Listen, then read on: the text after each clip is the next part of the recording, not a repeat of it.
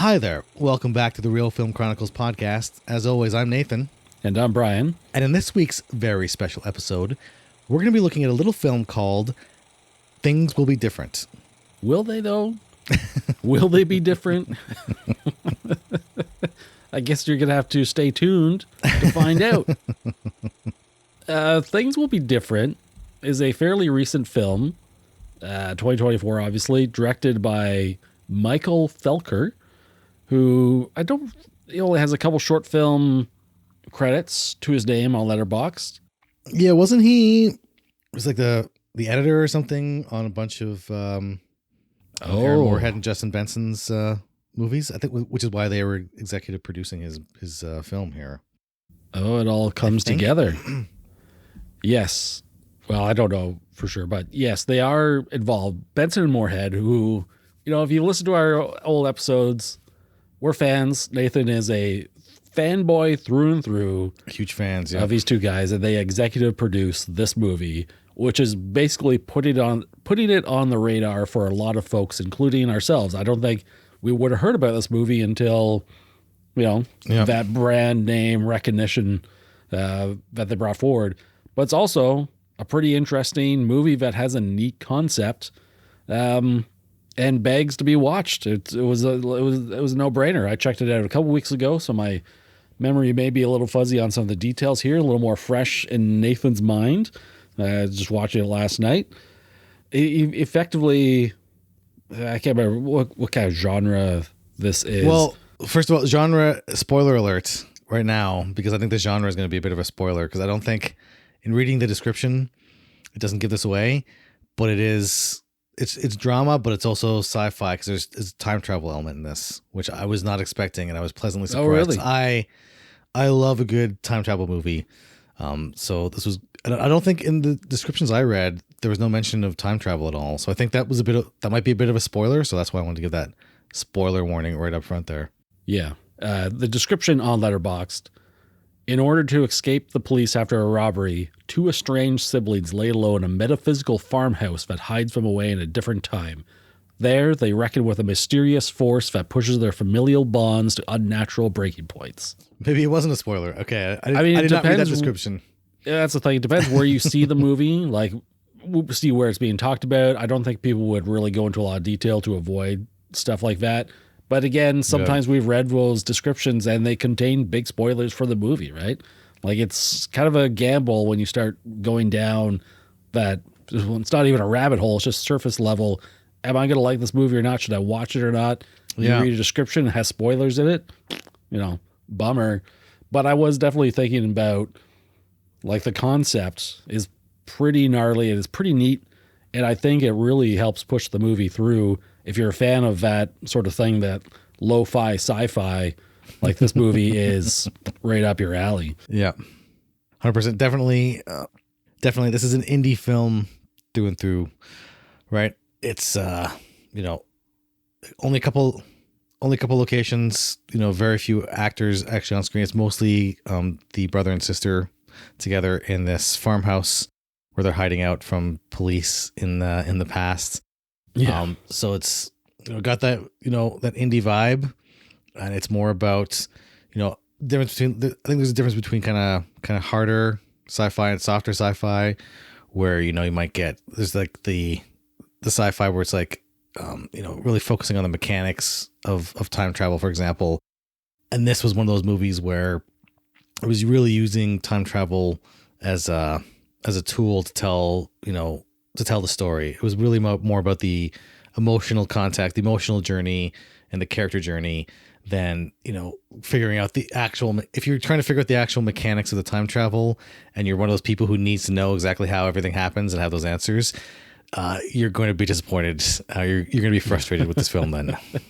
It's funny talking about, like you mentioned, it's an indie movie. It only takes place in a couple locations. Like, it is such a small scale in that regards. And it's something I've noticed more and more often in the past few years. I think it all started with that, I don't want to say awful, that movie that was the War of the Worlds. The one I talked about, it was like Alien Invasion or something. And it's so low budget. And from there, I'm like, oh, they just shot a lot of outdoor scenes. Was that the one with the kids that you made me watch? No, that one was a different one. That one Okay. looked like it had a little more of a budget because they were traveling a bit, right? Yeah. This other one was War of the Worlds, and every single scene outside was just like by the side of the road near some forest. I'm like, well, can I gauge how indie or low budget a movie is based on the forests that are where it's shot in, right? And like, I'm watching some movies. There was a recent one with Halle Berry in it, which was kind of like a blind Bird Box, Quiet Place kind of riff of movie. And it takes place in the woods too, where you're like in a cabin in the woods, just like a lot of horror movies, but the woods looked magnificent the whole time, right? It's like they clearly had some budget to travel to some really nice woods instead of just the woods you find like on the outskirts of town or something. So the garbage woods you grew up in. And like things will be different. This one doesn't really have woods, but it is definitely like at an old farmhouse in like quote unquote the middle of nowhere, like on a nice big piece of vacant land. There's stuff in the background and whatnot, but you know, it does have a nice feel to it. It does not feel like a low budget film.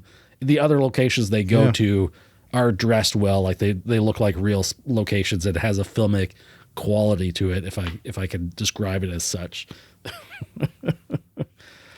But man, yeah, with something like that, like they can focus so much on the characters and the story and the hook. For me, what brought me into the movie is this idea that like this farmhouse they're in, that they're going to hide out in, is in a different time. And it's like they can focus on that sort of thing. It's like, that's what we're really interested in. After watching it, like, really, what would you think of the movie? Like, where do you stand on this thing? I'm a sucker for a good time travel movie. So as soon as you say movie has time travel, it's like, well, I'm going to be predisposed to that movie probably. Did you like the time travel as represented in this movie? Yeah, I thought it was, just when you think that every idea has been used up, then somebody comes along and here's a unique idea, and there's like the actual time traveling mechanics. Like there were some clocks, and there was this house, and there were some clocks, and they had to change the time, almost like using it as a combination code. Exactly. Yeah, and then go into this closet, and they went into this closet, and all of a sudden this weird kind of liminal space where it seems to like open up and not make sense. It's almost like going into like the same kind of thing of Doctor Who's phone booth, right? Where you go inside and the space is much bigger than it looks on the outside. I can't remember there's a term for that, but they go there and then they call up somebody on the phone, and there's this like almost like it sounds like they're casting a spell or some kind of magic words, and then they there's an old rotary phone as well, and then they go out, and then the house is completely different. It's in much better shape, and it's like, okay, we're in the past. It's only then they reveal it's like, oh yeah, I had some crazy contact, random person, because the brother owns a bar. I think the sister owns a pawn shop, and the reason that they're doing this is because there was a robbery job. I think it was like $5 million or $7 million or something crazy, or was it 500,000 or 700,000? I don't know. I think it was $7 million. And so like they're trying to lay low. Like they have some bills to pay, some debts that they owe, and so like they do this robbery. They're not criminal masterminds, but they get this tip. It's like, oh, we can hide in the past, and for some reason they believe it, and for some reason it works. That doesn't really matter. The fact is, like, yeah, it's like this seems like the perfect thing. It's like, yeah, get away. Like, we do this crime, hide out, literally in a different time period where the cops cannot find us. Yeah, and we come back 2 weeks later, and then we kind of go about our lives and whatnot, and with their newfound windfall. Well, I thought it was like, that's kind of cool. The whole house was like part of that time travel. There's obviously technology built into the house. There's something not quite right about the way things are working, as things go along. It's like, yeah, but I thought that was kind of cool. It was a cool idea where it's like this house, and you try to kind of travel back and forth in time in this specific place, right? And it's not like it's just the confines of the house. It's the surrounding area a little bit, to the point where a couple times, like, they're going stir crazy. They want to get out of there. The further you go from the house, like the worse you are off. Like you start bleeding. You're in rough shape. Yeah. At one point, Sid, the sister, she runs off, something disturbing, and she runs out to one point of the property, and she stops. I thought it was really well done editing wise, where it's like, it was a long shot of her kind of running, and you see her stop. and then these extreme close-ups of her like coughing up blood all over the ground, and it cuts back and forth, and it finally goes back where like her brother brought her back up to the house, but like they're something about the time travel. It's like it affects that specific area of land, and you can't go past those boundaries when you're in a different time zone. It seems like, and it's nice that they don't really. It doesn't really need to be explained. We don't know if it's the house, if it's like technology in the house. Is it the site that the house is built on? Like, people have obviously figured out that can happen in this house. They've managed to lock it behind the neat clock, like combination lock, which I thought was really fantastic, because it's like the police are outside, they're buried in on them, and it's like you got to do this weird thing, these people, like you said, they just decide to like believe it. But you know when they're doing it, it's like, this may not work. Like, this might be crazy. We might have been sold like a farce here. Because when they come out and it's just like magic beans, yeah, it's almost difficult to tell at first when you come out of the closet there, where it's like, oh, what time are we? Like, everyone's gone. Like, the police are gone. Everything's gone. I guess it all worked. And then they just have to spend 2 weeks. I thought the movie was going to really just be focused on those 2 weeks of like, right? But the 2 weeks are just like this fun montage. Yeah, I was like, okay, this is 2 weeks, or it's a montage that's taking up like 2 minutes. Like, okay, the rest of the movie, they're going to be there for longer than 2 weeks then, obviously. Yeah. And it's one of those Groundhog Day scenarios where it's not really clear how long they are in the past for. Like, you get the impression it's a very, very long time. Well, no, it's 352 days. Oh, okay. It tells you specifically. So like, that is a long time. But the first time, and by the way, it's one of the coolest transitions of time seen in a movie, where it's like from the camera's kind of panning around, and it's like it's wintertime, and then it pans around, and it's summertime, and you see like the cornfields, all the corn stalks grew up, and it keeps panning around, and it's like it's winter again. It's like, for a low budget kind of indie film, it's like it's a really cool way to show this, right? There is a Groundhog Day element to it at the end, with the brother at the end. It gets kind of one of those time loopy situations. Does not go well for him. Well, it was almost getting unclear at the end what was going on, and obviously we gave a spoiler warning before, but it's like, effectively the sister has died in this house, and he has the ability now, or opportunity I should say, to like pick up from right after the robbery goes wrong, and they're meeting at a cafe, like at a little restaurant. And he's possibly just going through loop after loop after loop of trying to save his sister, but it's like, it's inevitable that she will die in one way or another. And we're not sure how many times he repeats that loop. Yeah, so this is the thing that got me at the end. So when she goes to meet him, it's a mirror of the first scene in the movie, where they meet at the diner, and he's got bags of cash already. So there was some robbery, and there was like, here's the meetup point. Met there, then they ran away together to this house, their time travel thing, and then through this communication, which is a really cool thing we'll touch on later. They're told is like, okay, you're not supposed to be here. You're using this house. We have this house, like this organization or something, or some people who are like, yeah, we have this house set up, and you're using it without permission. We're just gonna wipe you. And like, what is that? Who's going to wipe you out of existence? Like, I was like, unless you do this job for us, which is, there's another person who's going to come here at an indeterminate time. We need to stop them from using the time travel door in the house. I was like, cool. In the process, eventually this person shows up. In the resulting kind of fight, the brother shoots the sister accidentally. She dies. He's called in front of these time travel couple of people. It gives it the impression that it's this organization that is running time travel experiments, or they're doing something with time travel, some kind of government organization, a shady organization. And they're like, okay, well, you screwed up. This person got to the door anyway, and it's kind of causing problems for us. So like, you failed in this, so we're going to wipe you too. And it's like, well, what if I get another chance to do it right and to stop this person? And they're like, okay, we'll give you a shot. And so he goes, kills his what did they say? His alternate self, or his replicated self, or the redundant self. He kills him. And then it took me a little while to think this through, but he goes to the farmhouse again by himself without Sid, right? So he goes there trying to stop this person, and by the end of the movie, he's turned gray, he's turned older. So it's like, yeah, he's gone through this time loop, obviously for years and years and years and years. Because I was thinking, I was like, well, if Sid and him went through together, it wouldn't make sense that you'd be surprised why he's older, right? Yeah. But it's like, you see, like, yeah, he kills himself, goes back to the farmhouse by himself, and he does that a couple times, and not a couple times, but like a bunch of times. He's in the past for years and years, presumably having gone through this loop multiple times.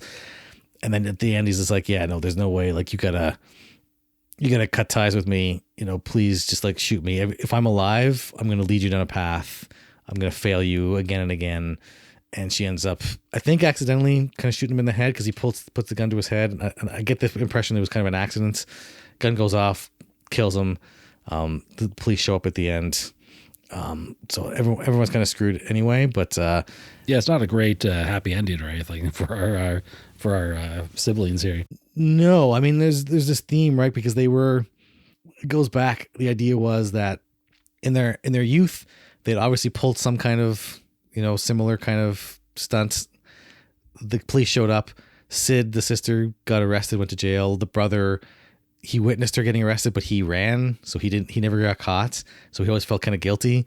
So he was like, okay, and they're both kind of in a situation in their life. It's made out like, okay, he owns a bar, she owns a pawn shop. They're both in debt to people, pulling this job again. And he's like, okay, we'll spend some time together as we're hiding out, and that'll be a way to kind of make up for some lost time as, you know, as siblings, kind of that brother-sister kind of relationship.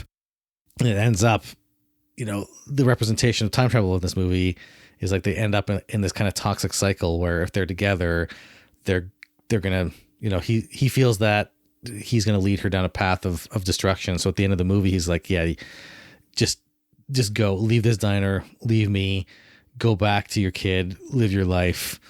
And she ends up shooting him as the cops arrive. And so she's kind of stuck in this self-destructive cycle as well, or this mutual kind of toxic self-destructive cycle.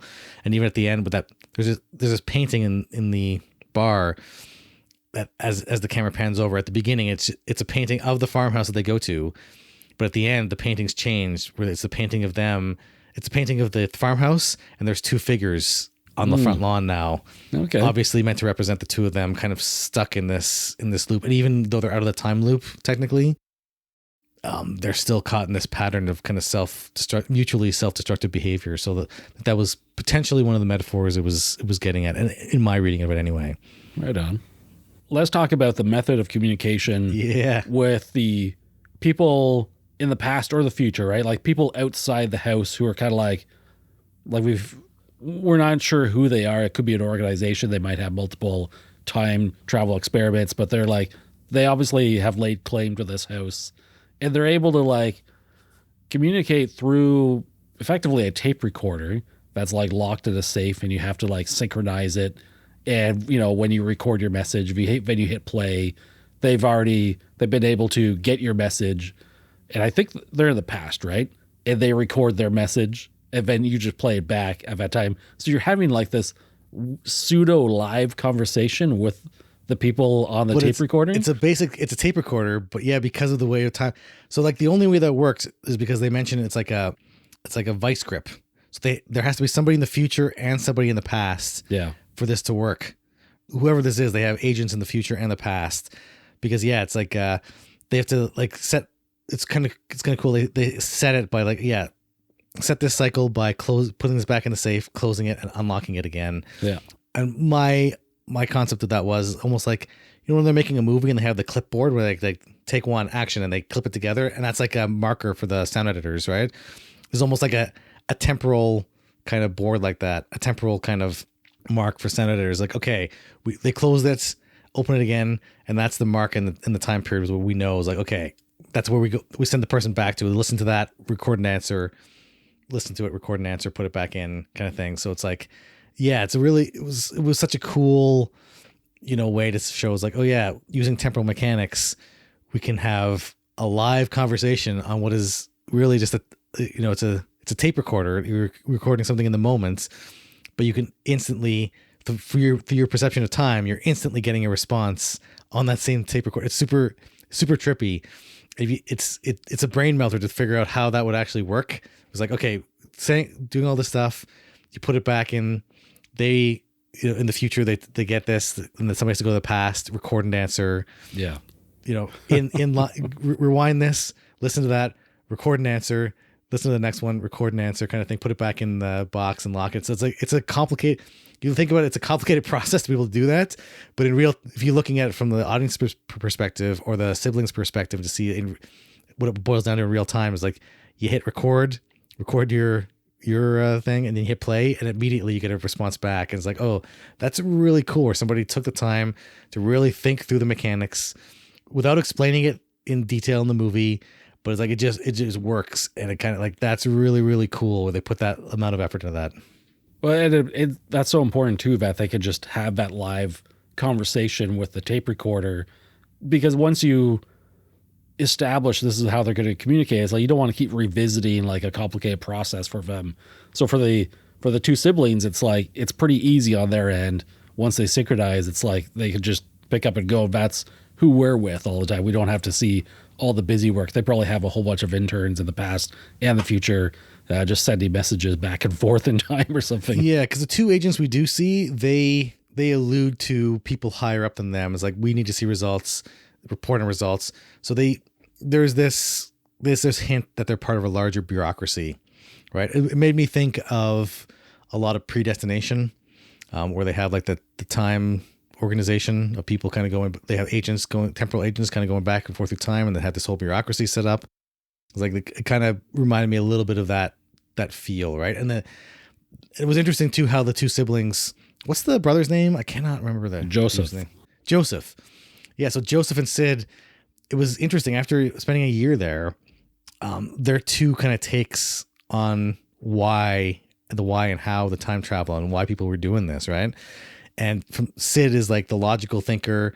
She's running through. It's like, oh, it's, maybe it's some alternate version of our parents. Maybe it's some alternate version of ourselves. Like, why would they kind of try to trap us in the past kind of thing? It's like, it's XYZ. It's like, alternate realities, or like this timeline or an organization or whatever. And in that year, Joseph is actually, he's almost taking on it's more kind of spiritual to him, or more kind of emotional to him, right? Where he's literally built a shrine around that safe and the tape recorder with candles, and it seems like there's already like a stained glass window in there, so it's almost like a church like feel. And his theories are like, oh, it's like torture porn for someone. It's like somebody just wants to trap us here because they're sadistic, and they just like the same reason that you'd hold a magnifying glass up to ants, or like tap on the window at the aquarium just to bug them, just to annoy them, to take pleasure in their misery, right? So it's really interesting, kind of those two sides of the coin. It's like, oh yeah, logical, kind of more emotional, and how they're approaching this problem, like the hows versus the whys. That was a really interesting take, right? And it showed the dynamic between the siblings, which was really the core of what was going on in the movie, right? And then someone's refilling all the food, the refrigerator. They make mention of it was like a whiskey cabinet that is just constantly filled with new whiskey. And I'm just sitting there thinking, new whiskey. All right, they're making sandwiches all the time.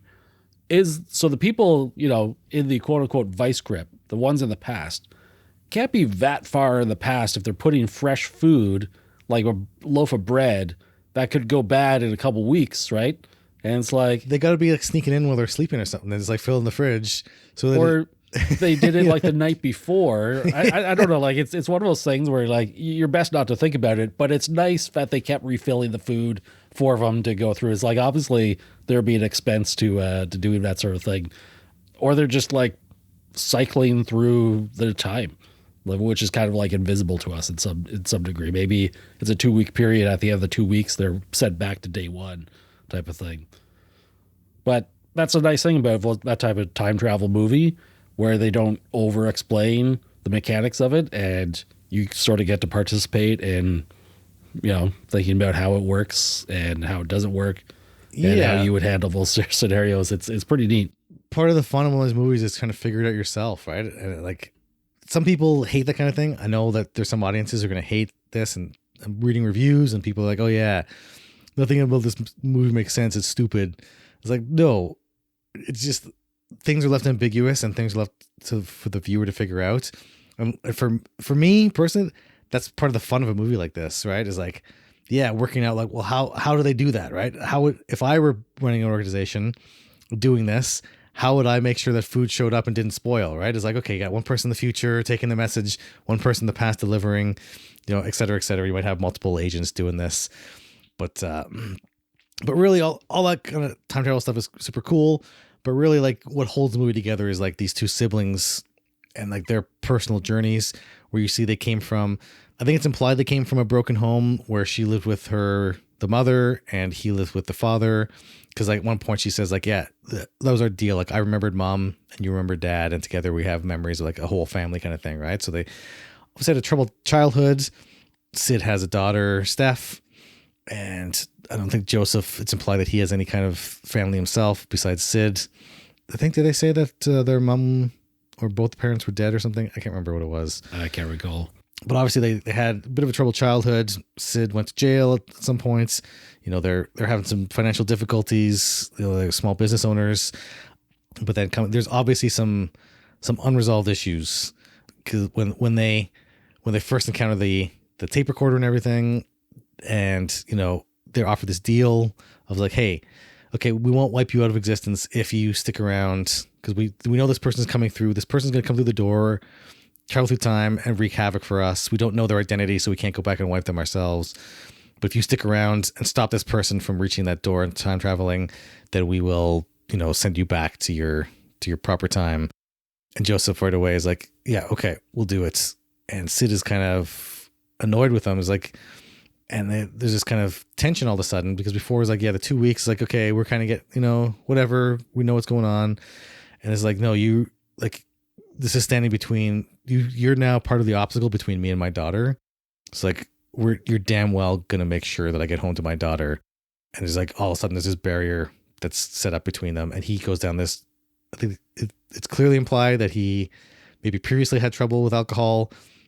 Maybe that's why he opened the bar. It's like, maybe he never got over that. It gives him kind of free and easy access to alcohol. Was maybe why he's in debt. An alcoholic running a bar is probably not a great idea for a business model, but he kind of goes down the rabbit hole and getting a little bit too friendly with the bottle, and she kind of goes off and does her own thing. It's shown that they have kind of a separation, or where they're sitting on opposite sides of the house with their rifles, watching the horizon to see if somebody's coming. So they're on their guard duty, not talking to each other.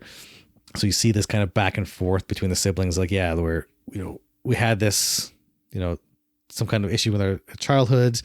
He feels guilty for what happened to her during their crime spree when they were kids.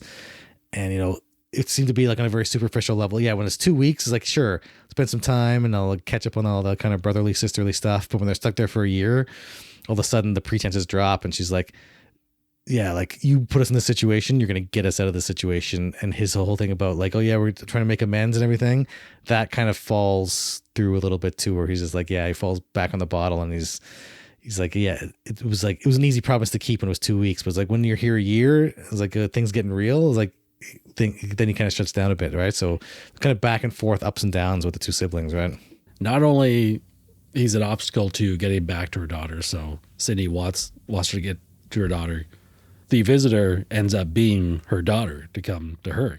Yeah, a future version of her daughter, yeah. Which I don't think I even processed when it was happening during the movie. I was just reading like the article afterward. I was just like, that was her daughter?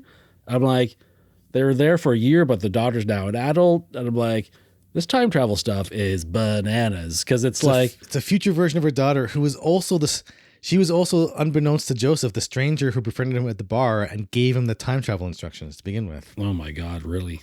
Yes. It's just like, there's a quick flashback scene that shows her. Yeah. 'Cause she's got this distinctive scar kind of down her cheek and onto her chin. His own niece was the one who was like, gave him this information. So she set that in motion, but her whole explanation is like, well, why are you doing this? And she writes on a paper at one point, because she doesn't use her voice. Yeah, I'm here to get the man who killed my family. I was like, I don't know. It doesn't really explain this. It's like, it's left a lot to the viewer's imagination. But it's like, yeah, it's guessing, right? Because the person comes and they got the mask on and everything. They're in a fight. They don't want the mask to be taken off. They're trying real hard. And it's like, okay, is it the mother? Is it the father? It's like one of my guesses was the daughter, but it was one I wasn't sure what was going on. I was like, okay, it's obviously somebody who it's got to be some kind of shock value when they take the mask off because they have to know who it is, right? Yeah. And I could totally see, like, I'm watching this movie. I'm not super into it, to be honest with you. And things get more and more complicated. And I see a lot of people just checking out. Like, if you don't immediately process things, when you don't make those connections, and the film is ambiguous enough and like wants you to work for it, right? But yeah, I can see a lot of people check it out. I was still into the movie, whereas like, this is interesting. I like the concept. Basically, the whole premise of the film is enough to keep me coasting throughout the entire runtime. Yeah, for sure. Like, listen, this movie is not gonna be everyone's cup of tea by its very nature, right? Some people, I don't want to disparage different audiences, right? But different people are more comfortable with different levels of ambiguity in their narratives.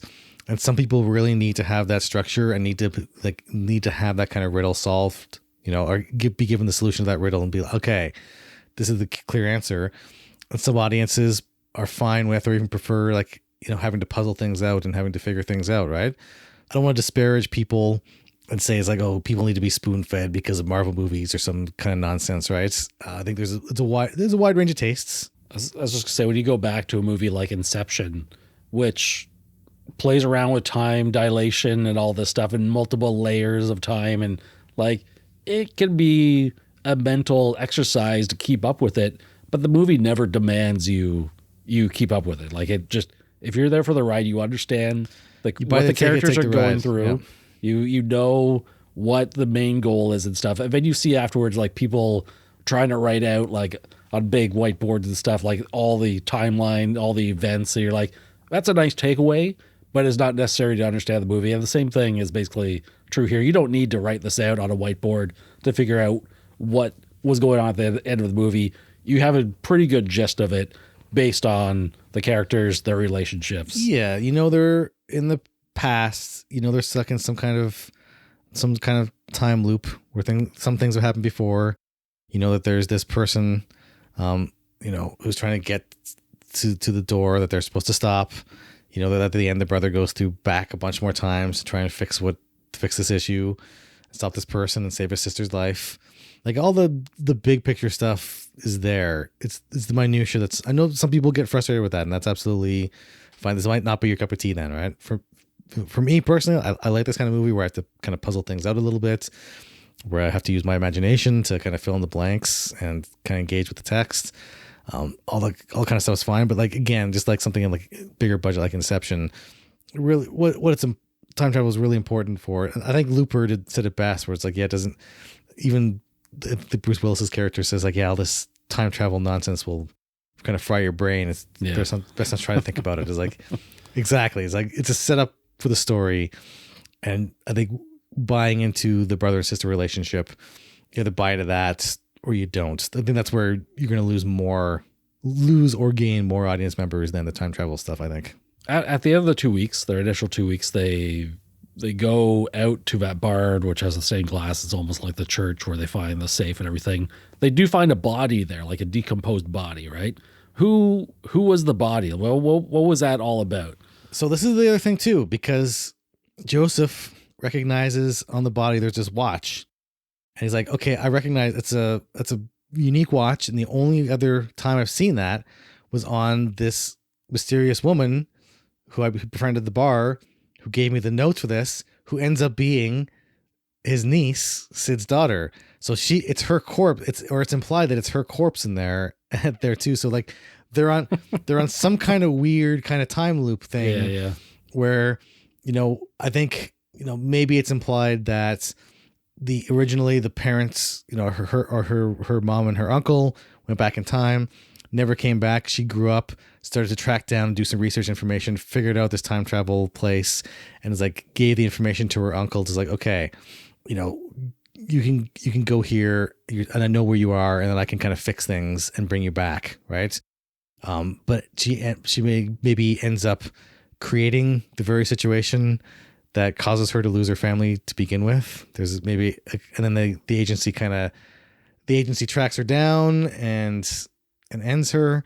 of course, they could just put her watch on another corpse or something. Yeah. You don't know how far the meddling and the the agency goes. But the agency said they don't know who it was going through the door, so maybe she herself just went back in time at one point and just never got out and ended up dying there. And then without the agency knowing who she was.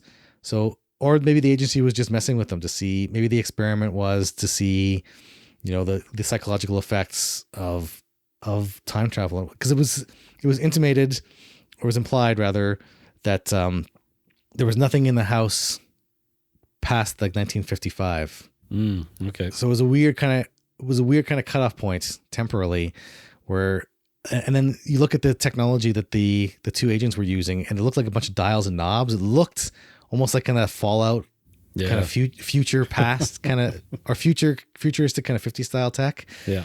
So I don't know, in my mind it was like in the 50s at some point, this government agency figured out whether through a combination of technology and natural phenomenon that this area of land you could, harness maybe some temporal energy, travel back and forth in time on this point.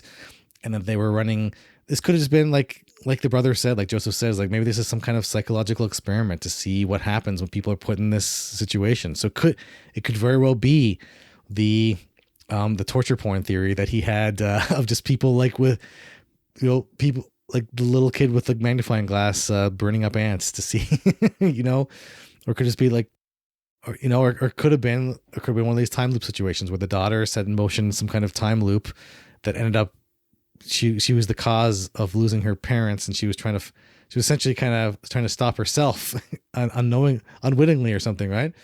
Just that whole the whole element of it. It could go either way, and I think the director there were some interviews with him recently, and he was intentionally vague, where people were asking him certain questions about the door and the watch and the journal and the daughter, and I think his answer was like, you're asking the right questions.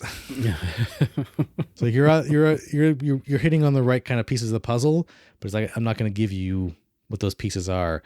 And that's part of the fun of it, right? Part of the fun of it is us having, is not just us, but like people just having these conversations. I think this, I think that. It's like, oh, your idea is cool. No, your idea is cool. And then like, no, that's really cool. And like trying to figure this, like, I feel like I love that watching Donnie Darko for the first time. We were going back and trying to figure out, it's like, oh, what does this mean? And what does that mean? Or how does that work? How did this time travel work? And what does that mean?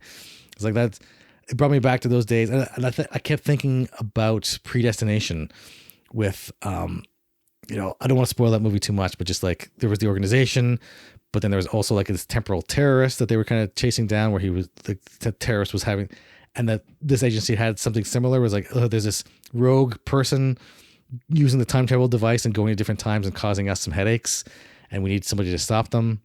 So like we're like deputized as temporal agents, the brother and sister, Joseph and Sid.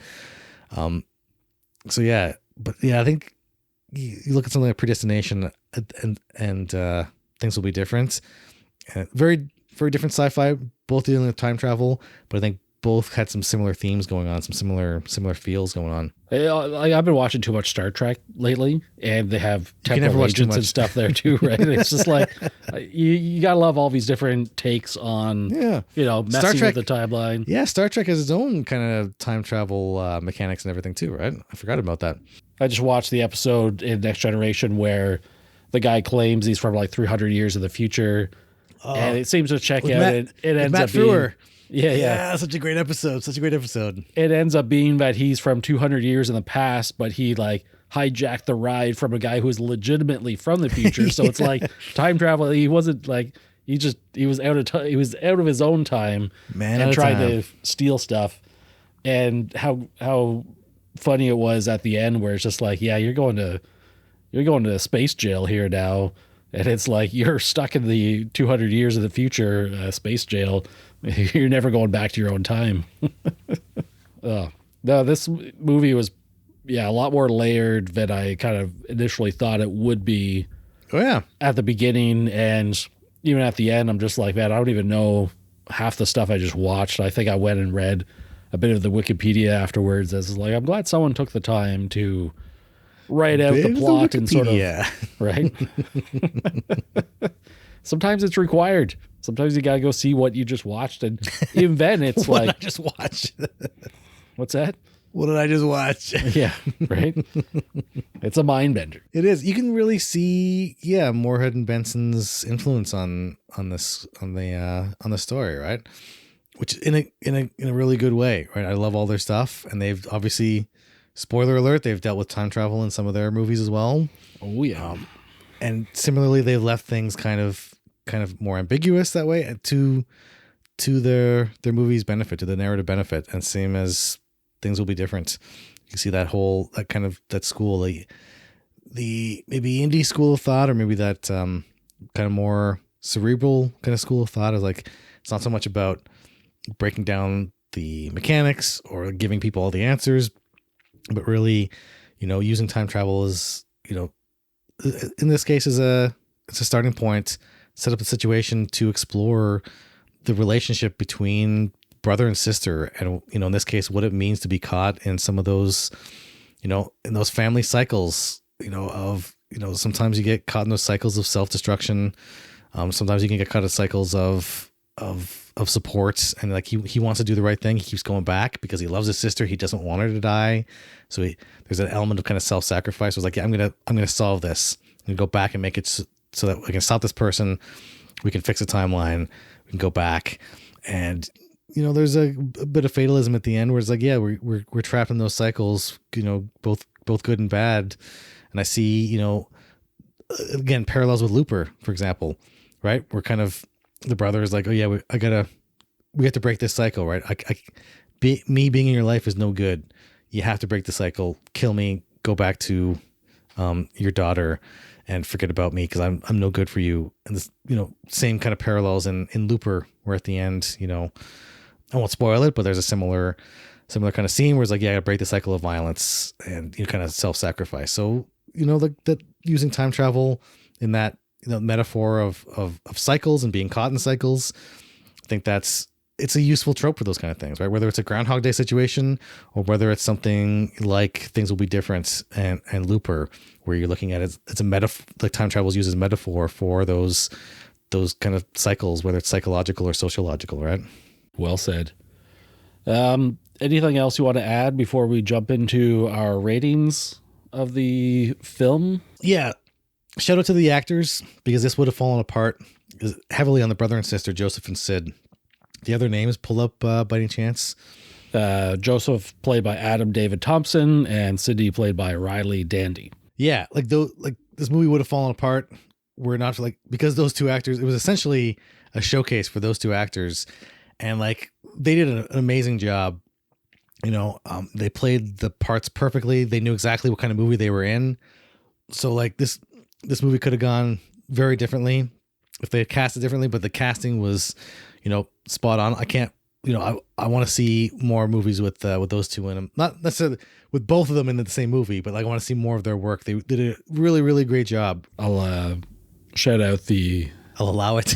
The absolute abysmal box office, which, sorry, I shouldn't say abysmal, because I think it's telling me it opened in 23 theaters. Okay. And it made on opening weekend, $4,000, with a total box office run of about $10,000. So it's like, probably not a movie meant to really get a theatrical run. It got a very little one, and obviously extremely limited. Hopefully it doesn't play a factor on, future decisions to let all this talent make more films. Like, this seems custom made for like the festival circuit, right? Yeah. And hopefully on streaming. It came out on streaming, I think, early October, where it should find an audience. It's definitely finding a bit of an audience on Letterboxd. I think it's making a few lists. Come on, physical media release. Come on. Yeah. Right. Hopefully it sees one. Yeah. That's, again, one of those ones, like, I think back to talking about Synchronic, and it's like, this is the type of movie that we want to support and get more of, because this movie is super original. Like, it's really neat. Oh, I hadn't even thought about, Synchronic, obviously. It was like linking time travel to the actual location. It's like, oh yeah, that's such an obvious one. Yeah. Yeah. It's good call. Plus Moorhead and Benson, obviously. Yeah. Yeah. That's more where my head was at. It was just like, I think these guys are influence, successful enough that they can push through a lot of this stuff, and if they're going to be producing more of this type of art, then we're all the better for it. But it is time for our ratings, and before we do, we want to take a guess at some of the user and critic ratings found around the web. Play along at home, see how close you can get to the actual numbers here.